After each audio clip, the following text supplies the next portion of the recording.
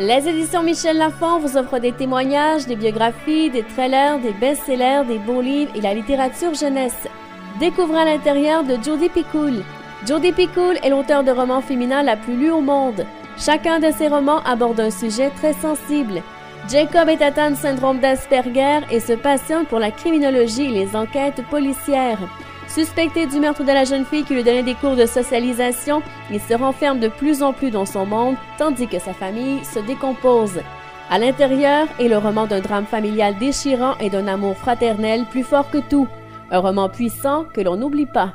Vous écoutez Samedi de lire avec l'auteur invité d'Amélie Boivin-Enfield. On est maintenant rendu au segment de la chronique littéraire de cette semaine en compagnie de ma chroniqueuse littéraire jeunesse, Léonie. Bonjour Léonie, comment ça va? Ça va très bien. Et là, aujourd'hui, on va commencer avec un premier ouvrage, ça s'appelle « La vie de Flavie, à la recherche de Jean perdu », écrit par Pauline Michel. Est-ce que tu veux un peu me résumer l'histoire de La vie de Flavie? Oui, c'est l'histoire de Flavie, une petite fille de 8 ans qui vit dans une famille recomposée. Tout le monde a beaucoup d'imagination dans cette famille-là. Et elle a un meilleur ami qui est son voisin. Il s'appelle Willem et ensemble, ils veulent devenir détectives. Au départ, ils installent un jeu en se déguisant. Et ils essaient de faire des enquêtes secrètes sur les membres de leur famille. OK. Mais les membres de leur famille les reconnaissent toujours, puis ils sont un peu découragés. OK. Ensuite, ils voient une pancarte qui annonce un chat perdu et ils décident que ça va être ça leur enquête, retrouver le chat. En utilisant le chat du meilleur ami de Flavie, ils ont placé une caméra sur le chat et ils retrouvent le chat en dessous d'un balcon. OK. Avec plein de petits bébés. Donc, en allant reporter la chatte, ils gardent un petit chaton pour Flavie. OK. Ensuite, la demi-sœur de Flavie, qui s'appelle Claire Soleil, est triste d'avoir perdu son ami Jean. Ils ont donc une nouvelle mission qui va se terminer dans le bonheur. OK. Fait qu'il va y avoir un tome 3 sûrement, là. Sûrement, oui. Et ça s'adressera à quel public, cet ouvrage-là? Je pense des enfants de 6 à 8 ans, ou plus peut-être, car l'histoire est très simple. Le livre est facile à lire, il y a quelquefois des petites images, rien de vraiment lourd. OK. Puis ça s'adresse autant aux garçons qu'aux filles? Oui. OK. Alors, on rappelle le titre « La vie de Flavie à la recherche de Jean perdu » de Pauline Michel. Et là, je pense que ça, c'est un ouvrage que tu as beaucoup aimé parce que ça parle de chevaux. Oui. Ça s'appelle « Le rêve de Charlotte » de Neil Neus. Je sais pas si je prononce bien son nom. Est-ce que tu as aimé ça? Oui, j'ai adoré.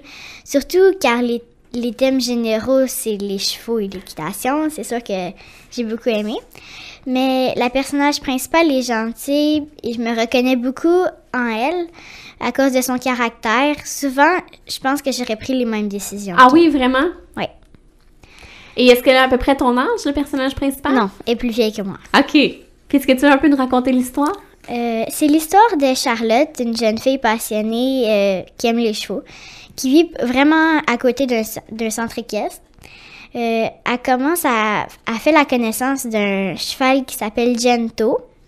Et après l'école, elle va toujours pour le brosser, donner des douches, puis le caresser. OK. Fait qu'elle aime beaucoup son cheval. Oui, vraiment. Tout va bien jusqu'à ce que Monsieur Lauterbach, le vrai propriétaire de Gento, emmène un type un peu bizarre monter son cheval. Et puis là, tout le lien entre Charlotte et le cheval est dérangé. En plus, c'est sans parler du stage de galop 3, qui est un stage d'équitation. OK. Qu'on peut passer pour monter de niveau. Elle va devoir le manquer parce qu'elle part en voyage sur l'île de Noirmoutier tout l'été avec sa famille. Alors, elle est triste parce qu'elle ne pourra pas monter son cheval. En plus, on va comprendre que le type étrange qui monte Gento veut acheter. Oh, Gento. Fait que là, elle pourrait perdre son cheval. Ouais. Mais heureusement, quelque chose qui vaut plus que tous les stages équestres l'attend à Noirmoutier. Oh! Surprise, surprise! Ouais. Alors, t'as aimé Vraiment. ça? Oui, vraiment. C'est vraiment une histoire qui a de l'humour, puis les périples que Charlotte va vivre, ça montre qu'elle a vraiment une passion avec les chevaux. D'accord. Puis ça s'adresserait à quel genre de public? Un public peut-être un peu plus vieux que toi? Oui, mais peut-être, mais moi je dirais que ce serait de 8 à 12 ans. OK, c'est ça, parce que c'est quand même un gros livre avec l'écriture qui est quand même écrite petite. Oui, il y a beaucoup de pages aussi. 271 pages, je pense. Mais c'est pas difficile à lire parce que c'est quand même une lecture fluide. OK. Mais les filles vont le préférer que les garçons. Mais si vous aimez les chevaux, ça va être parfait pour vous. Génial. Alors, le titre, Le rêve de Charlotte de Neil Nius. Le prochain. Les filles modèles, tome 4 de Marie Potvin, Sabotage 101. Alors, t'avais lu les 3 premiers, je pense? Oui, j'avais adoré. C'est dans mes séries préférées. Mais là, le tome 4, il a dépassé toutes les autres tomes. Ah c'est oui? vraiment mon préféré. Ouais. Pourquoi c'est ton préféré? Mais je trouve qu'il y a beaucoup d'humour. Puis les histoires d'amour, ça se complique, mais c'est toujours vraiment drôle. Des histoires d'amour à ton âge? Oui. Mais c'est plus quand même plus vieux que moi. OK. Parce que c'est au secondaire, mais on peut quand même facilement comprendre. Est-ce que tu veux nous raconter un peu l'histoire du tome 4? Oui. Au début du livre, on lit la fin de la fête organisée chez les Cœurs de Lion. Une famille recomposée avec la famille des personnages principaux. Oui, parce qu'il faut expliquer aux gens, les filles modèles, c'est que le papa a une fille et la maman a une fille. Et là, finalement, ils vont habiter ensemble. Et au départ, dans le premier tome, les filles sont complètement des ennemis. Oui, c'est ça. Ils se détestent. Et d'un chapitre à l'autre, on change de personnage qu'on suit. Des fois, on suit Laura, des fois, on suit Marie-Douce. OK. Puis là, qu'est-ce qui va se passer dans ce tome 4-là? Oui. Là, la fête chez les Cœurs de Lion, elle a débuté dans les dernières pages du tome 3. Et Laura, qui est encore vraiment amoureuse de Samuel Desjardins, elle s'est cachée au fond d'un placard quand Samuel est arrivé à la fête parce qu'elle paniquait juste à l'idée de lui parler. Mais là, on se demande tout le long du livre, est-ce que Samuel est aussi amoureux de Laura que Laura est amoureuse de lui? OK. Donc ça va être vraiment une histoire compliquée. Et qu'est-ce qui est le plus drôle là-dedans, c'est que dès que Laura a une chance d'y parler, soit elle plante, soit elle se met à dire des méchancetés sur son frère, soit elle fait toujours des grosses erreurs. OK. Puis là, Marie-Douce, elle, de son côté? Elle est vraiment heureuse à cause de Lucien. Elle est vraiment en amour avec lui. Mais il y a un problème, c'est que Lucien lui annonce qu'il doit partir en tournée mondiale parce qu'il doit remplacer un musicien dans un groupe de musique vraiment populaire. Mais il veut pas lui dire pour combien de temps. OK. Elle va le découvrir par quelqu'un d'autre, puis ça va être un gros moment d'émotion. Alors, tu dois avoir hâte de lire le prochain? Oui. J'espère qu'il va en avoir beaucoup encore.